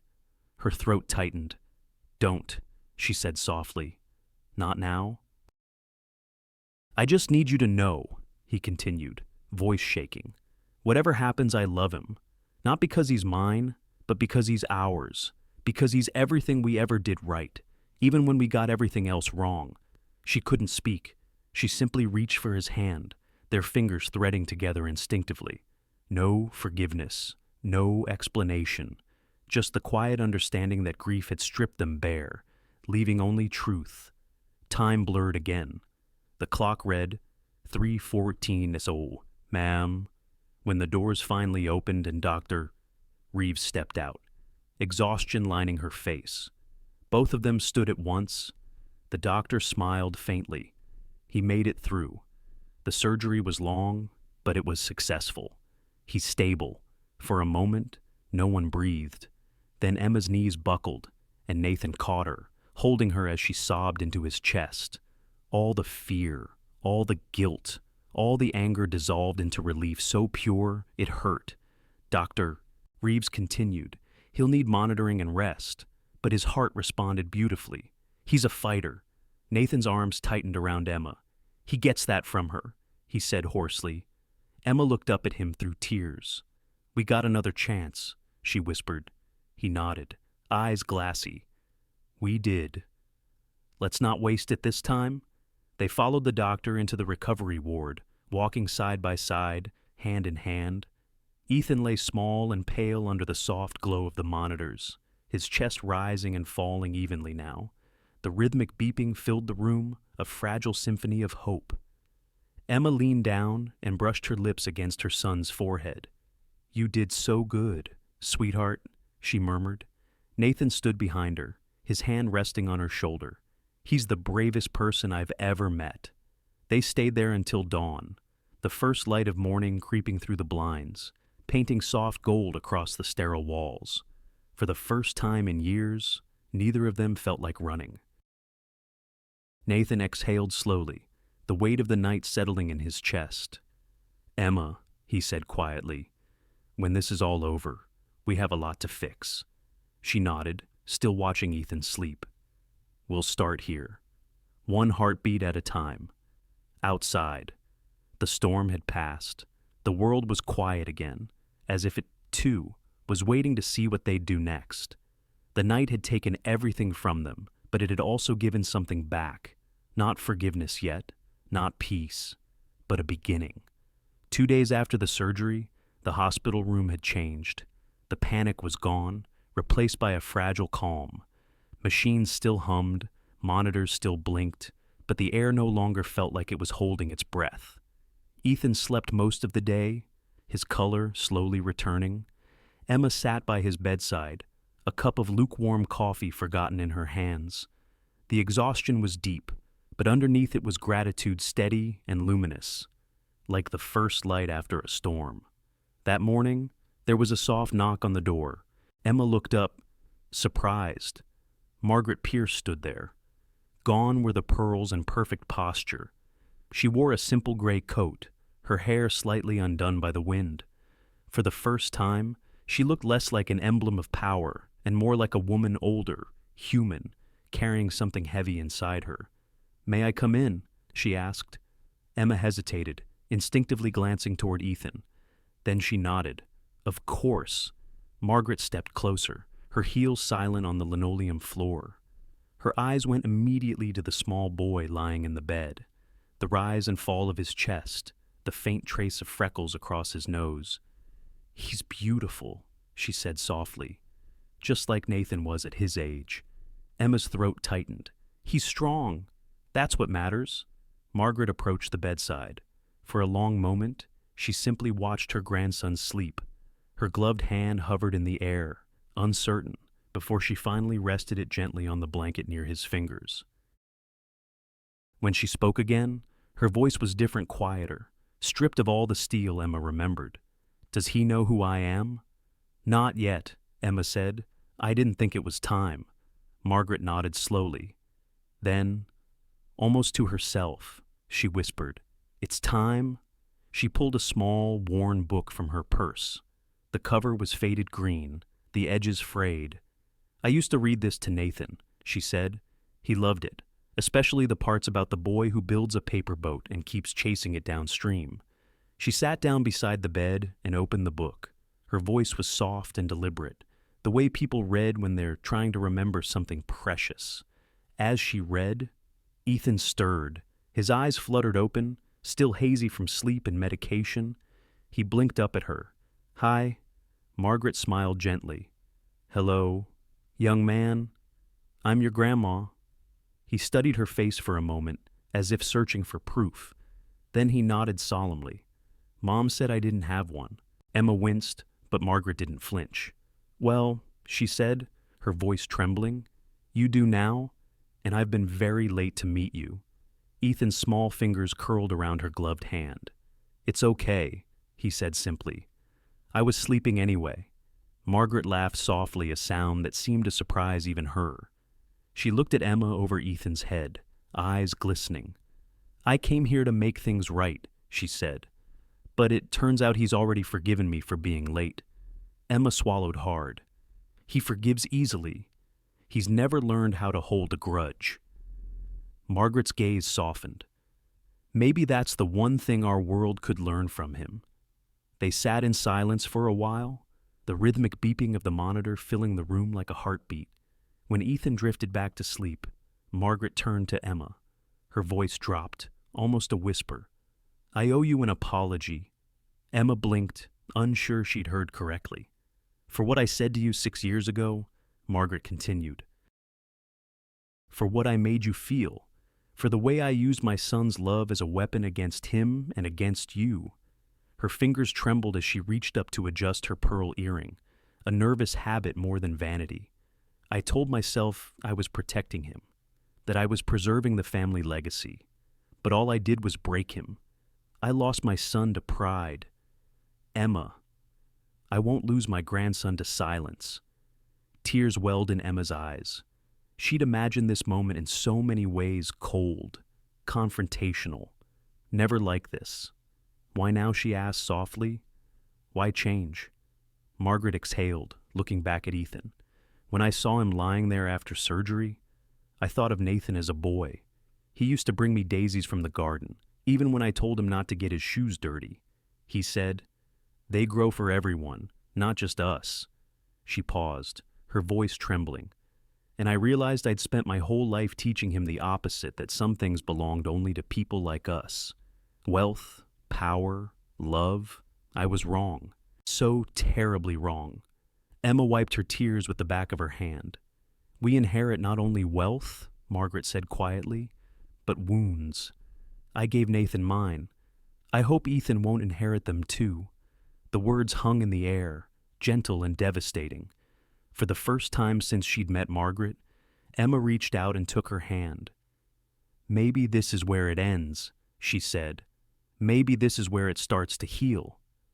Margaret's fingers tightened around hers. I hope so, she whispered, because I don't think I could bear another generation of silence. They sat together in that fragile peace, two women who had once been enemies, now bound by something larger than pride, by love for the same small boy breathing softly between them. Outside the window, the world had softened, rain had stopped, the sun broke through thin clouds, spilling light across the hospital bed. Ethan stirred again and smiled in his sleep, his tiny hand still resting between theirs. And for the first time in a long, long time, Margaret Pierce wept not out of guilt or regret, but out of something new. Something that felt, finally, like grace. Spring came early that year to Maple Falls. Snow melted into soft puddles along the sidewalks, and the scent of pine drifted in from the hills. For the first time in months, Emma could open the windows and let fresh air fill the house. It smelled like something she hadn't known. She was waiting for new beginnings. Nathan had been coming every weekend since Ethan's discharge. At first, it was to check on the boy's recovery. But soon it became something else, something unspoken and steady. He brought boxes of supplies from the city art kits, heart monitor batteries, a second-hand swing set he insisted on assembling himself. This backyard's too quiet, he said one Saturday, hammering in the last bolt. Every kid deserves a place to play. Emma leaned against the porch railing, watching him work. His sleeves were rolled up, sunlight catching the edges of his hair. You've changed, she said softly. He glanced over his shoulder. So have you. I didn't have a choice, she replied. Life kind of demanded it. He smiled, the faintest trace of sadness behind it. Maybe that's what makes you remarkable. You didn't wait for life to be kind before you started living it. She didn't answer, but something in her chest loosened. Ethan, still under the care of a cardiac specialist, was thriving again. Nathan had hired one of the best pediatric rehabilitation experts in the country, a quiet woman named Dr. Samuels, who came twice a week to monitor his exercises. Ethan adored her. But more than that, he adored the time he spent with Nathan. Most afternoons, Emma would glance through the kitchen window and find them in the yard, Ethan's small hands wrapped around a soccer ball, Nathan kneeling beside him, showing him how to kick gently without tiring himself. Their laughter carried through the open windows, filling every quiet corner the years had hollowed out. One evening, after Ethan had gone to bed, Nathan stayed to help with dinner. The house smelled of garlic and rosemary. A pot of stew simmered on the stove. Emma moved through the kitchen easily, her hands sure and practiced. Nathan watched her, struck by how natural it felt, how the clatter of dishes and soft light made the world seem simple again. Do you ever think, he said, setting the table, that maybe the hardest part isn't what happened to us, but learning how to live after it. Emma looked up, eyes thoughtful. I used to think the hardest part was surviving alone, but now I think it's letting someone back in after you've learned how to be alone. He nodded slowly. That sounds familiar. She handed him a bowl of bread. You were alone too, weren't you? He leaned against the counter. I thought solitude was strength, that keeping my distance meant control. But it's just another kind of fear. Emma smiled faintly. Fear of what? Of needing someone again, he said simply. The honesty of it caught her off guard. She turned away to stir the stew, hoping he didn't notice the tears pricking her eyes. For a long moment, there was only the sound of bubbling broth and the faint hum of the refrigerator. Then Nathan said, almost in a whisper, we can't erase the past, but maybe we can write a better chapter. She turned back to him slowly, a wooden spoon still in her hand. That's a lovely thought, she said, but stories aren't just rewritten, they're rebuilt. He smiled. Then let's start rebuilding. They ate together at the small kitchen table, no candlelight, no pretense, just the clink of spoons and quiet laughter when Nathan accidentally spilled salt across the counter. Emma shook her head, smiling. You're still terrible in kitchens. I like to think of it as artistic chaos, he said, grinning. Later, when the dishes were done and the house had settled into evening quiet, they stepped outside to the porch. The air was cool, the sky a canvas of deep blue fading into stars. Ethan's swing set creaked softly in the wind. Emma wrapped her cardigan around her shoulders. Nathan stood beside her, hands in his pockets. He'll have a good life, Nathan said quietly. Better than either of us had growing up. She nodded. Because he'll know he's loved. There was a pause, the kind that stretched but didn't break. Do you think you can forgive me? He asked finally. Emma didn't answer right away. She looked at the yard, at the faint outline of the swing and the half-built flower bed he'd promised to finish. I don't know, she said honestly. Forgiveness isn't a switch. It's work. The same way healing is work. But I'm willing to try. Nathan turned to face her. That's all I could ever ask for. They stood there for a long time, not touching, not speaking, just breathing in the same rhythm. Somewhere inside, a clock ticked softly. Emma broke the silence first. Do you ever regret it? Walking away, he exhaled slowly. Every day. But regret doesn't undo the past. All I can do now is show you. Show both of you that I'm not that man anymore. She looked at him. Really looked at him, the weariness, the humility, the quiet devotion in his eyes. And for the first time since their story began again, she believed him. Nathan looked out over the yard, where Ethan's small soccer ball rested by the fence. When he's older, he said, I'll tell him everything, not the version that flatters me, the real story, about mistakes, and pride, and second chances. Emma smiled faintly. He'll need to hear it from both of us. He nodded, a soft laugh escaping. Deal. The porch light flickered as the evening deepened. A wind swept through the trees, scattering the scent of pine and soil. It felt like the earth itself was exhaling, making room for something new to grow. Nathan glanced at her again. You know, he said, voice quiet, when I built that swing set, I realized something. What's that? I wasn't building it for him, he said. Not just him. I was building it for us for the future I thought we'd lost. Her eyes glistened. And did you find it? He smiled. Maybe it's right here. They stood together on the porch until the night settled fully around them, the stars bright above the valley. For the first time, their silence wasn't born of pain or fear. It was peace. The kind that comes after forgiveness begins its slow, steady work.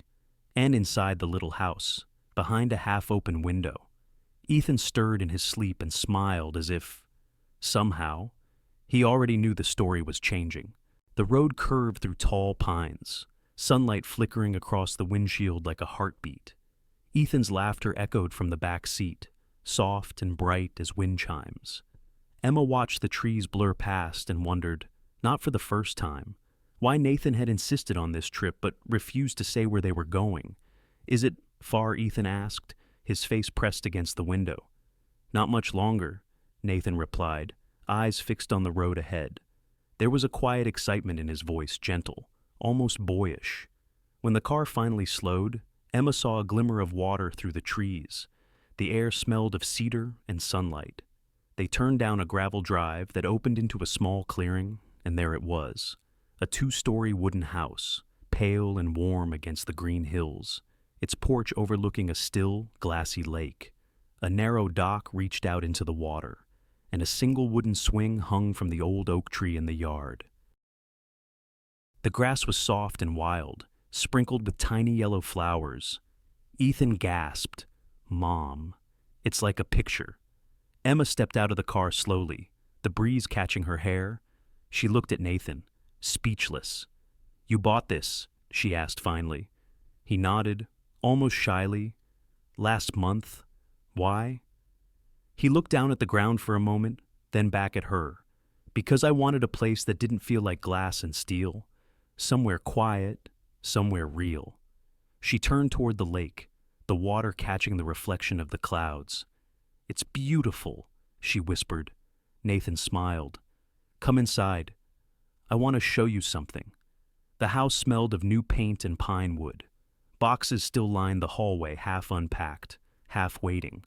In the living room, sunlight poured through wide windows, casting gold on the old stone fireplace. "I wanted it to feel like home," Nathan said, his voice uncertain. "There's a room for Ethan upstairs, and one for you. If—" He hesitated. "If you ever needed to stay—" Emma turned to him slowly. "Nathan, this is—" He held up a hand. "Before you say anything, let me finish." He walked to the mantel, where a small wooden box rested. He opened it and took out a simple silver key. "This," he said, offering it to her, "is for you, for whenever you're ready, for us." The room went still. Emma stared at the key in his hand, her heart pounding. "Nathan, you don't have to decide now," he said quickly. "I know I can't undo what I did. I know trust doesn't come with a house or a key. But I wanted to build something you could walk into when you're ready. Not a promise, just a beginning." Emma's throat tightened. "You think a house can fix everything?" He shook his head. "No, but maybe it can hold the pieces while we try." She looked down at the key, its metal warm in his palm. For a moment, she saw it not as a symbol of possession, but of permission.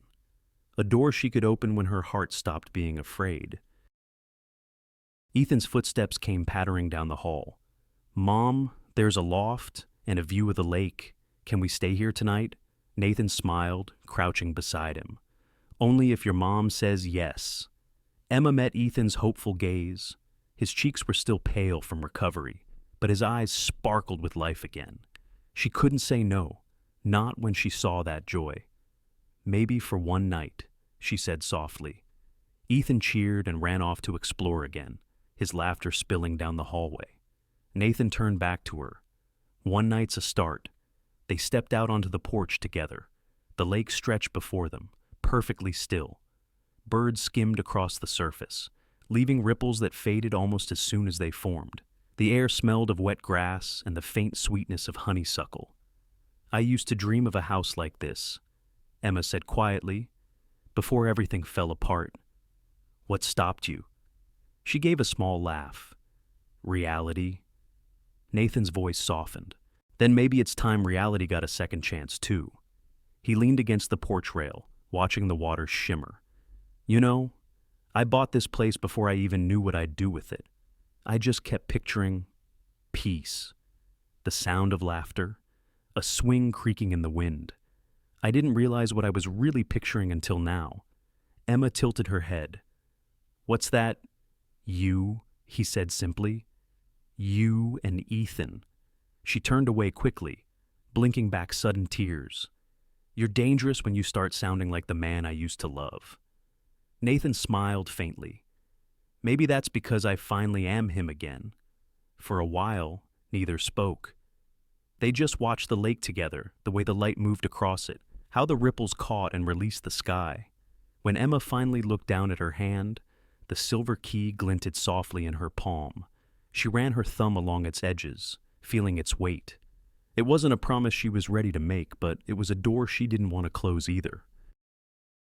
"I don't know what this means yet," she said, her voice trembling slightly. Nathan nodded. "That's okay.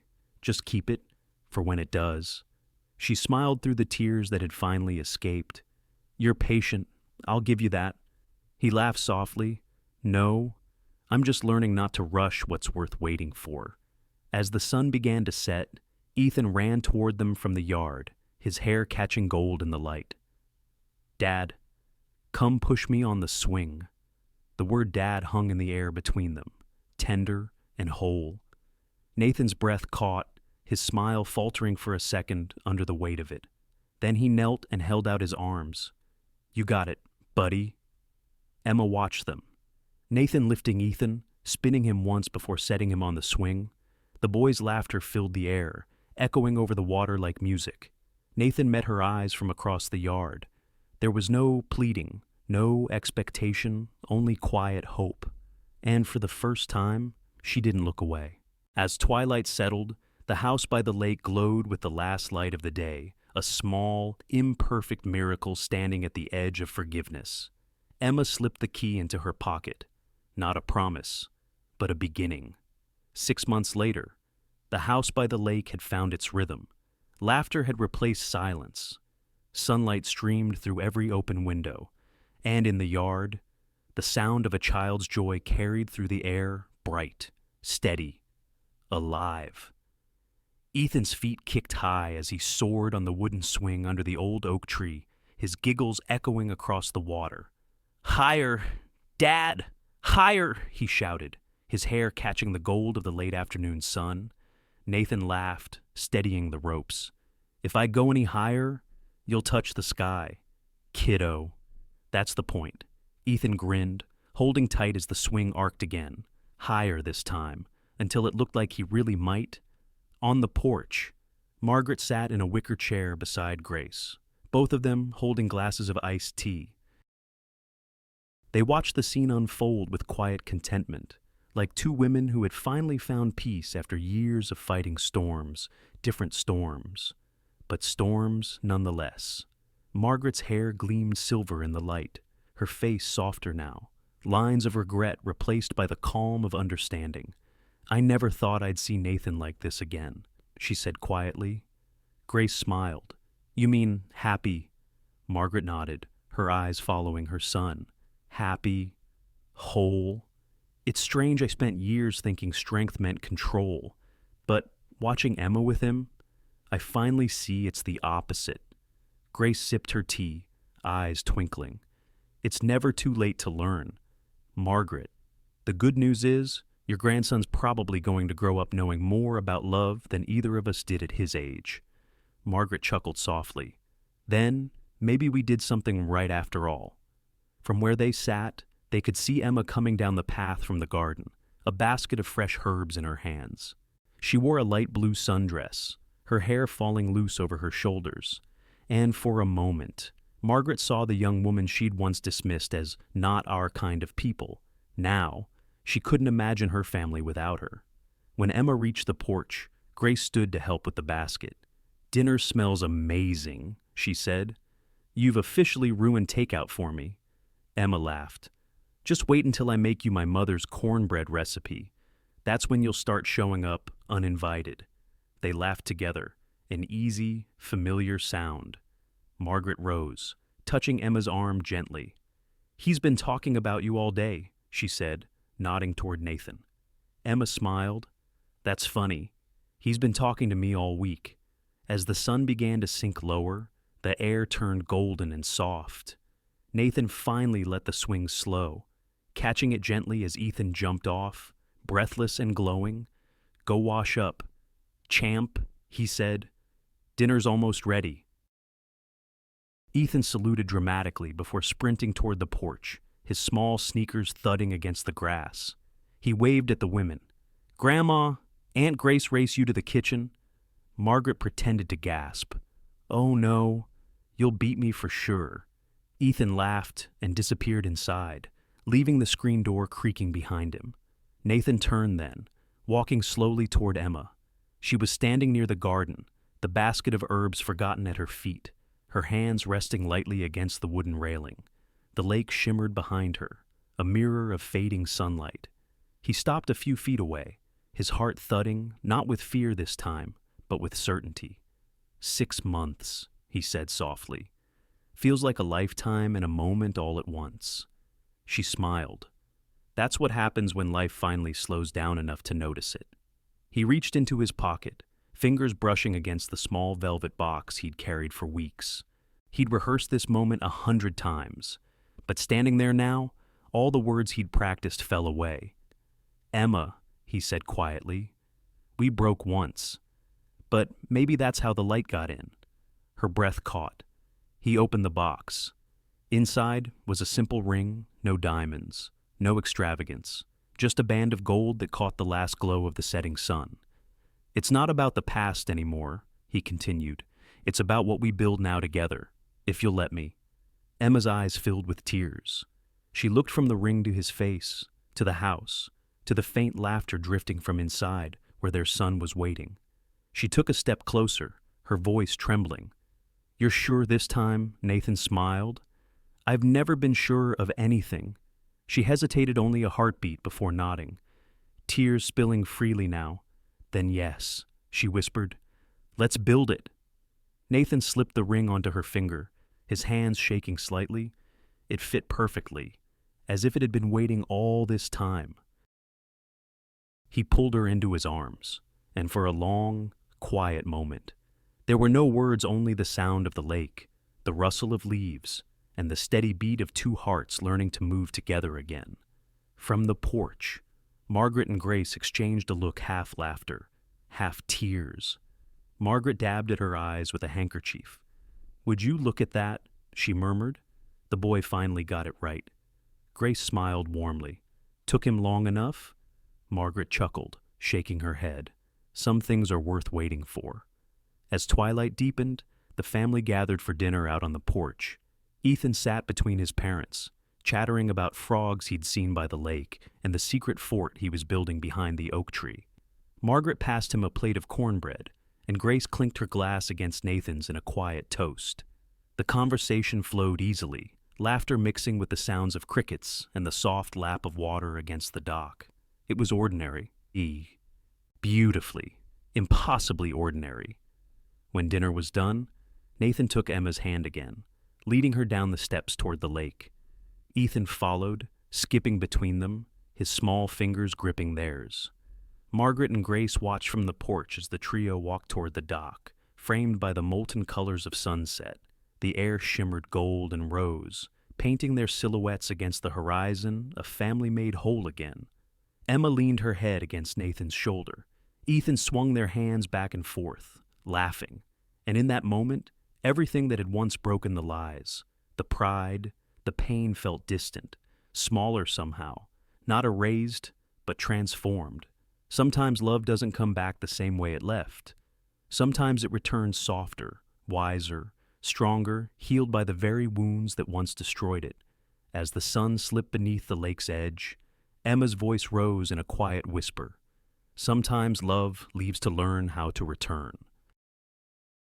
And when it does, it heals everything it once broke. Nathan squeezed her hand gently. Ethan leaned against them both, eyes heavy with sleep, a faint smile on his face, and together, under the amber light of the setting sun. They stood as one, a family reborn, in the place where love had found its way home. Emma's journey reminds us that strength isn't loud, it's the quiet decision to keep showing up. When life turns hard, we don't need perfect answers. We need the courage to ask for help. That isn't weakness, it's wisdom. A second lesson: pride is expensive. It can cost years we can't get back. Say the hard truth sooner about love, about mistakes, about needs. Honesty may bruise today, but it prevents deeper wounds tomorrow. We also inherit more than property. We inherit patterns. Margaret learned that Legacies include fears and rigid rules, but patterns can be rewritten. Choose softer words. Offer presence instead of judgment. Your family will remember how you made them feel long after they forget what you owned.